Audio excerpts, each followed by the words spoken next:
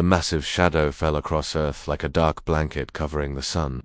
Commander Jiho pressed his face against the thick glass of the orbital defense station, watching hundreds of alien ships drift into position around his home planet. Each vessel was the size of a city, their hulls gleaming with strange metals that seemed to bend light itself. "Sir, we're receiving a transmission," called out Lieutenant Junho from the communications panel. His voice cracked slightly as he spoke, betraying the fear they all felt. Gio walked slowly to the center of the command bridge, his boots echoing in the sudden silence. Every screen around them flickered to life, showing the same terrifying image. The alien commander stood nearly 10 feet tall, with skin like polished obsidian and eyes that glowed like molten gold. When it spoke, its voice rumbled through the speakers like distant thunder. "Humans of Earth," the creature began, its words precise despite the obvious difficulty with human language. "I am War Leader Thex of the Galactic Dominion. Your species has been marked for integration into our empire. You have exactly 24 of your rotations to surrender completely. Refuse, and we will turn your world into ash." The transmission cut off abruptly, leaving the bridge in stunned silence. Ensign Hunyul, barely 20 years old, dropped into her chair with wide eyes. "How many ships are there?" she whispered. "Sensors are showing at least 800 vessels," replied Chief Analyst Dongwu, his fingers dancing across his control panel, "and those are just the ones we can detect. Their technology is far beyond ours." Jiho felt the weight of command pressing down on his shoulders. Earth's entire defense fleet consisted of maybe 40 ships, and half of those were outdated patrol vessels. The orbital defense platforms like his own had impressive weapons, but they were sitting ducks against a mobile fleet. "Get me Captain Mina aboard the Resilience," he ordered, "and patch me through to every human settlement we can reach." Within minutes, the communication channels buzzed with activity. Captain Mina's face appeared on the main screen, her jaw set with determination despite the impossible odds. Behind her, the bridge of humanity's flagship hummed with activity as her crew prepared for what might be their final battle. "Jiho, please tell me you have good news," she said, though her tone suggested she already knew the answer. "I wish I did, old friend," he replied, "but I need you to spread the word to every human outpost, every colony, every mining station in the outer systems. If we're going down together." The next few hours passed in a blur of frantic activity. Messages flew across space to remote human settlements on frozen moons and asteroid mining platforms. The response was immediate and overwhelming. Captain Bora, commanding the ice miners of Europa, pledged their converted cargo haulers. Commander Young-ho from the Mars colonies promised every fighter they could launch. Even the deep space research stations led by Dr. Sujin offered their experimental vessels, but it was the message from the outer rim that truly surprised everyone. Captain Seo Kenin, leading a group of human traders and explorers in the distant Kepler system, transmitted a recording that made everyone on the bridge pause. Commander Jiho Sehokjin's weathered face filled the screen, his voice steady despite being light years away. "We've been watching those alien ships for weeks as they moved through our sector. They're not just here for Earth. They've been destroying entire civilizations, absorbing their technology and enslaving the survivors. We found refugees from 12 different worlds hiding in the asteroid fields." The recording showed footage that made Jiho's blood run cold. Entire planets reduced to mining operations, their populations working in chains while alien overseers watched from floating platforms. Cities that once thrived now lay in ruins, their inhabitants scattered to the winds. "They call themselves the Dominion," Seokjin continued, "but the refugees have another name for them. They call them the Devourers because they consume everything in their path. Earth isn't their first target, and it won't be their last." As the 24-hour deadline approached, something unexpected happened. Instead of panic and despair, a strange calm settled over the human forces. Word spread through the fleet about the Dominion's true nature, about the countless worlds they had already destroyed. Suddenly, this wasn't just about Earth's survival anymore. Lieutenant Junho looked up from his communications panel with amazement in his eyes. "Sir, we're receiving messages from human settlements we didn't even know existed. Pirates, merchants, even some of the old colony ships that went dark decades ago. They're all coming." Through the viewports, Jiho could see the alien fleet maintaining their positions, confident in their overwhelming superiority. But scattered throughout the solar system, small groups of human ships were gathering like wolves preparing for a hunt. They were outnumbered and outgunned. But something in the human spirit refused to accept defeat. The real battle was about to begin. The first sign that humans were different came at exactly 18 hours before the deadline. War Leader Vex stood in the command chamber of his flagship, watching the tactical displays with growing confusion. His subordinates, tall gray creatures with multiple arms and cold calculating minds, chittered nervously as they monitored human communications. War Leader hissed, his intelligence officer. The humans are broadcasting something across all frequencies. We cannot understand their purpose. What filled the alien communication systems defied all logic. Instead of desperate pleas for mercy or frantic evacuation orders, the humans were singing. From Earth's orbital stations came ancient battle hymns. The mining colonies around Jupiter broadcast folk songs about standing against impossible odds. Even the tiny research outposts in the outer system transmitted melodies that spoke of defiance and hope. But it wasn't just singing. Laughter echoed across the void, transmitted from ship to ship. When Captain Mina's voice came over the general communication channel, it carried something the aliens had never encountered in their centuries of conquest. "Attention all human forces," she announced, and her voice actually carried traces of amusement. "It seems our new friends don't understand what they're dealing with. Let's show them what happens when you threaten humanity's home." The response was immediate and shocking.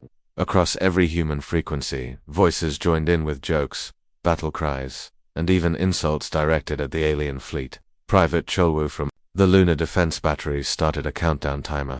But instead of marking time until surrender, it counted toward what he called payback time. Down in the engineering sections of humanity's ships, a different kind of chaos was unfolding. Engineer Do-yeon had barely slept since the ultimatum arrived. His hands covered in grease as he worked alongside his team to modify every weapon they could find. What they lacked in advanced technology, they made up for with pure human stubbornness. "If we can't match their shields," Do-yeon muttered to his assistant, technician Hee-ju, "then we'll hit them with things they've never seen before." The plan was brilliant in its simplicity. Human weapons were crude compared to alien technology, but they were also unpredictable. Do-yeon's team had been stripping mining equipment from asteroid operations, converting industrial lasers into weapons. They welded cargo containers to fighter ships, turning them into makeshift bombers. Even the old nuclear missiles from Earth's previous wars were being retrofitted with new guidance systems. "Boss," called out Mechanic Chanwoo from across the hangar, "we've got the plasma cutters from the Saturn Rings installation. Think we can mount these on the fighters?" Do-yeon grinned, wiping sweat from his forehead. "If it can cut through asteroid rock, it can probably ruin an alien's day. Mount them on everything that flies." Meanwhile, in the pilot-ready rooms across the human fleet, a different preparation was taking place. Pilot Yuna stood before a group of volunteers, many of them civilians who had never flown in combat. Cargo hauler pilots sat next to military aces, asteroid miners beside luxury yacht captains. What they all shared was a determination that burned brighter than any star. "Listen up," Yuna announced, her voice carrying the authority of someone who had spent years flying through the dangers of deep space. "Their ships are bigger, faster, and tougher than anything we've got. Their weapons can probably vaporize us before we get close enough to scratch their paint." A murmur ran through the assembled pilots, but nobody moved to leave. "But," Yuna continued, raising her voice, "they've never fought humans before. They don't know that we're too stupid to quit when we're beaten. They don't know that we'll ram our ships into theirs if that's what it takes. They think this is just another conquest, but we're about to teach them the difference between surrender and extinction." The room erupted in cheers and applause. Pilot Hyunwoo, who normally flew supply runs between Mars and Earth, stood up with his fist raised. "My grandfather used to tell stories about the old wars on Earth. He said the secret wasn't having the best weapons, it was having the best reasons to fight." Back on the alien flagship, War Leader Vex was receiving reports that made no sense. His scouts reported that human ships were actually moving toward the alien fleet instead of fleeing. Worse, they were broadcasting what appeared to be taunts and challenges. "This is impossible," he growled to his war council. "Every species we have conquered showed fear at this point. They begged for mercy or attempted to bargain for their lives. These humans act as if they believe they can actually win." His tactical advisor, a spider-like creature with calculating red eyes, clicked its mandibles nervously. "War Leader, our psychological profiles of human behavior suggest they are not thinking rationally. Perhaps their primitive minds cannot comprehend the hopelessness of their situation." But even as they spoke, more disturbing reports arrived. Human engineers were somehow creating weapons from mining equipment. Their pilots were volunteering for missions that had no chance of survival. Most confusing of all, they seemed to be enjoying themselves. The final straw came when a single human fighter pilot broke radio silence just to address the alien fleet directly. "Hey there, ugly," came the cheerful voice of Lieutenant Minjay from his tiny interceptor. "Hope you're ready for a real fight, because we're coming for you." Then, impossibly, he laughed. The first wave of human ships launched exactly at the deadline, and nothing went according to the aliens' expectations. War Leader Vex watched his tactical displays with growing alarm as dozens of small human vessels scattered in every direction, moving in patterns that defied all military logic. "What are they doing?" he demanded, his golden eyes blazing with confusion. "These attack formations make no sense." What the aliens didn't understand was that there was no formation. Captain Mina had given her pilots the simplest order in human military history: cause chaos. Pilot Unidov, her modified fighter, straight toward the alien flagship, weaving between the massive support vessels like a bird dancing through trees. Behind her, a cargo hauler, piloted by former miner J1, released a cloud of metallic dust that had been used for asteroid processing. The alien sensors went wild as the reflective particles created false targets across their screens. "This is Una to all units," she called out over the radio, her voice steady despite the plasma fire lighting up space around her. "Their big ships can't track us when we get close. Use their size against them." The alien fleet tried to respond with overwhelming firepower, but their massive weapons were designed for ship-to-ship combat at long range. The tiny human fighters darted between the alien vessels, too small and fast for the heavy guns to target effectively. It was like trying to swat flies with a sledgehammer. Meanwhile, something even more unexpected was happening on Earth's surface. The aliens had expected humanity's ground forces to dig in and wait for the orbital bombardment to begin. Instead, Sergeant Kyong was leading an assault force straight toward the alien landing sites. The enemy had sent down scouting parties in armored dropships, expecting to secure key locations before the main invasion. These advanced forces consisted of robotic warriors, each one 8 feet tall and armed with energy weapons that could cut through tank armor. They had conquered 100 worlds with these machines, but they had never faced humans with rocket launchers made from mining charges. "Remember," Kyung shouted to his mixed force of soldiers, police officers, and civilian volunteers. "These robots are tough, but they're still machines. Machines can be broken." The first alien robot that emerged from its dropship took a direct hit from a modified mining explosive, the blast sending it tumbling across the battlefield. Before its backup systems could reactivate, 3 humans swarmed over it with plasma cutters, dismantling it piece by piece. "Take their weapons," Kyung ordered, hefting the alien energy rifle. "Turn their own technology against them." What followed was unlike any battle the galaxy had ever seen. Humans didn't fight like the other species the aliens had conquered. When their weapons ran out of ammunition, they picked up rocks. When their vehicles were destroyed, they continued on foot. When facing impossible odds, they smiled and charged anyway. High above the planet, the space battle was reaching its climax. The alien fleet had managed to destroy several human ships, but the cost was becoming alarming. Every human vessel that died took at least one alien ship with it, usually by ramming at full speed into the enemy's vital systems. Engineer Doyen's modifications were proving devastatingly effective. The converted mining lasers cut through alien armor like it was paper. The makeshift missiles, built from cargo containers packed with explosives, were too crude for the alien point defense systems to recognize as threats until it was too late. But the real surprise came from an unexpected source. Deep beneath Earth's surface, in a secret laboratory that few people knew existed, scientist Hannah was activating a plan that had been decades in the making. "All stations, this is Deep Lab 7, she announced over the emergency frequencies. "Project Guardian is now active." What emerged from hidden installations across Earth's continents defied explanation. Massive electromagnetic pulses erupted from disguised facilities, washing over the alien fleet like invisible tsunamis. The advanced alien systems, dependent on sophisticated electronics, began failing across their entire fleet. "How is this possible?" War Leader Vex demanded as his flagship's lights flickered and died. "Our technology is hardened against all known forms of electromagnetic warfare."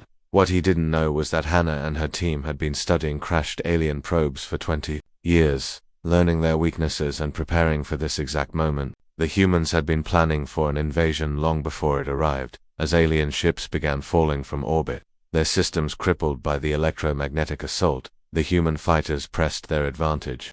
Captain Mina led a desperate charge. against the alien command ship, her vessel's hull glowing red-hot from enemy fire. "This is for every world you've destroyed," she transmitted as her ship, loaded with every explosive they could find, slammed into the alien flagship's bridge. The explosion lit up space like a new sun, taking both ships and marking the moment when the galaxy learned that humans don't just fight to win, they fight to make sure their enemies remember the cost of making humanity angry. In the smoke and chaos of battle, one thing became clear to every surviving alien warrior. They had made a terrible mistake in thinking humans would be easy prey. Moment Captain Mina's ship exploded against the alien flagship, something incredible happened across the galaxy. Hidden transmitters that had been silent for decades suddenly came to life, broadcasting a single coded message that had been waiting 20 years to be sent. War Leader Vix, barely alive in the wreckage of his command center, watched in horror as his tactical displays lit up with new contacts. They weren't coming from Earth, they were coming from everywhere. "Impossible," he gasped, his obsidian skin cracked and bleeding. "We destroyed their deep space colonies. We monitored their expansion. There are no human forces in the outer sectors, but they were hidden throughout the galaxy, disguised as mining operations, research stations, and trading posts." Humanity had been building a secret network of bases for decades. The plan had started after the first alien probe was detected in human space, long before most people even knew aliens existed. Captain Wu emerged from an asteroid field near the Vega system, his voice crackling over long-range communications as he addressed the surviving human forces. "All units, this is Phoenix Base. Ghost Protocol is now active. Time to show these invaders what humans do when we're really angry." What followed was a masterpiece of long-term planning and human stubbornness. The abandoned mining station near Alpha Centauri suddenly revealed massive railgun batteries that had been disguised as ore processors. The failed colony on Kepler 44 to be launched, a fleet of warships that had been hidden in underground hangars for 15 years. Throughout the galaxy, humans who had been living as simple farmers, traders, and explorers suddenly shed their disguises. Mechanic Sumi, who had spent the last decade running a small repair shop on a backwater moon, activated systems that turned her entire facility into a weapons manufacturing plant. "You want to see human technology," she muttered, her hands flying over control panels that most people thought were just junk. "Let me show you what we've been working on while you weren't watching." The hidden bases began launching ships that the aliens had never seen before. These weren't the crude, retrofitted vessels that had fought in the initial battle. These were purpose-built warships, designed specifically to fight the alien technology that humanity had been studying in secret. Stealth fighters that could slip past alien sensors emerged from camouflaged hangars. Missile cruisers armed with weapons designed to exploit weaknesses in alien armor began their attack runs. Most terrifying of all were the ships piloted by volunteers, who had been training for this moment their entire adult lives. Commander Taeyun led the first wave from the hidden base in the Proxima Centauri system. His ship, the Defiance, had been built inside a hollowed-out asteroid and powered by a fusion reactor that officially didn't exist. "Phoenix Fleet to all human forces," he transmitted, his voice carrying across light years of space. "We've been waiting 20 years for this day. Let's make it count." The aliens tried to regroup, but every move they made seemed to trigger another surprise. When they moved to attack Earth's moon, hidden missile batteries emerged from lunar surface. When they tried to retreat to the outer system, human ships appeared from asteroid fields they thought were empty. But the real shock came when the aliens discovered that their own technology was being used against them. For decades, every probe they had lost, every scout ship that had gone missing, had been carefully studied by human scientists. The aliens thought these losses were just the normal hazards of deep space exploration, that they were wrong. Scientists working from a laboratory hidden deep inside Earth's moon had been reverse engineering alien technology since she was a graduate student. Now her modifications were appearing on every human ship in the fleet. "Their shields operate on a specific frequency," she explained to the fleet commanders over secured channels. "We've built weapons that can punch right through them. Their armor is designed to deflect energy weapons, but it's weak against kinetic projectiles. Every weakness we've found over the past 20 years is now a weapon in our hands." The tide of battle began to turn as human forces struck with precision that seemed impossible for such a young species. The aliens had conquered hundreds of worlds, but they had never faced an enemy that had been preparing for the fight before it even began. Private G. Wu manning a hidden gun emplacement on Mars, watched alien ships fall from the sky like burning stars. My grandfather helped build this base. He called out to his squad. He always said humans are at their best when someone tells them they can't win. What the aliens had thought was humanity's weakness, their refusal to accept defeat, was actually their greatest strength. While other species had surrendered when faced with overwhelming odds, humans had used the time to prepare, to plan, and to build weapons specifically designed to defeat their eventual conquerors. As more hidden bases revealed themselves and fresh human fleets emerged from their hiding places, War Leader Dex realized the terrible truth. This wasn't just a battle for Earth. This was humanity's declaration of war against anyone who thought they could be easily conquered. The galaxy was about to learn what happened when you threatened the wrong species. The final assault began at dawn on Earth. As the last alien strongholds prepared for what they thought would be their victory, War Leader Dex, now commanding from a damaged cruiser after losing his flagship, stared at the tactical displays with growing desperation. Half his fleet was gone, and human reinforcements kept appearing from places that shouldn't exist. War Leader, his tactical officer reported, its voice trembling with something aliens rarely felt: fear. We're receiving surrender demands from the humans. Dex laughed bitterly. Surrender demands? From them? Have they lost their minds completely? But when the transmission came through, it wasn't what he expected. Commander Jiho's face appeared on the screen, his uniform torn and bloodied but his eyes burning with determination. Behind him, the bridge of his orbital station showed signs of heavy damage, yet his crew continued working at their posts. This is Commander Jiho of Earth Defense Command to all alien forces, he began, his voice carrying across every frequency. You came here expecting easy prey. You thought we would kneel and beg for mercy like the other worlds you've conquered. You were wrong. Throughout the solar system, the tide of battle was turning decisively. Captain Wu's hidden fleets had emerged from the outer systems, catching the alien rearguard completely by surprise. The enemy ships, designed for overwhelming attacks against helpless planets, found themselves surrounded by human forces that seemed to multiply with every passing hour. Pilot Yuna, now flying her third fighter after losing two previous ones, led a squadron of volunteers against the alien command ships. Her radio crackled with reports from across the battlefield as human forces pressed their advantage. This is Mining Station 7, came the voice of Foreman Junho. We've converted our entire operation into a weapon, launching asteroid bombardment against enemy position Delta 7. What followed was something the galaxy had never seen before. Massive chunks of rock and metal, launched by mining equipment that had been secretly modified for warfare, rained down on the alien positions with devastating effect. The aliens' energy shields, designed to stop sophisticated weapons, were useless against simple kinetic projectiles moving at incredible speeds. On the surface, Argent Kung's ground forces had captured 3 alien landing sites, and were using the enemy's own weapons against them. The robotic warriors that had conquered countless worlds found themselves outmatched by human tactics that seemed to come from nowhere. Their programming can't adapt fast enough, Kung explained to his squad as they prepared for the final push. These machines are used to fighting enemies who think like them. They don't know how to handle opponents who fight dirty. The breakthrough came when mechanic Sumi, working from her hidden weapons facility, managed to crack the alien communication codes. Suddenly, every human commander could hear the enemy's tactical discussions, anticipating their moves before they made them. All human forces, she announced over the general channel. I'm broadcasting their command frequencies on Channel 7. Time to let them know we're listening to every word they say. The psychological impact was immediate and devastating. The alien forces, who had prided themselves on their superior technology and tactical coordination, found themselves fighting an enemy that seemed to predict their every move. Panic began to spread through their ranks as human forces appeared wherever they least expected them. War Leader Dex made one final desperate attempt to salvage the invasion. Gathering his remaining heavy cruisers, he ordered a direct assault on Earth itself, hoping to break human morale by threatening their homeworld. But Earth was ready.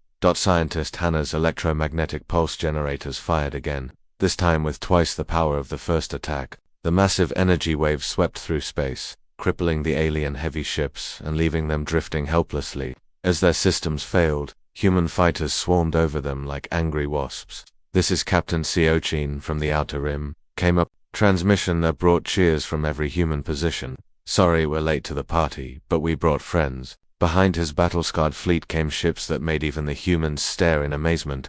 They were alien vessels, but they flew under human colors. the refugee species that had been hiding in the asteroid fields. Survivors of worlds that Dominion had destroyed had joined the fight. "For too long we have hidden in fear," announced Captain Xeris, leader of the Andromedan survivors. "Today, we stand with the humans who showed us that resistance is possible."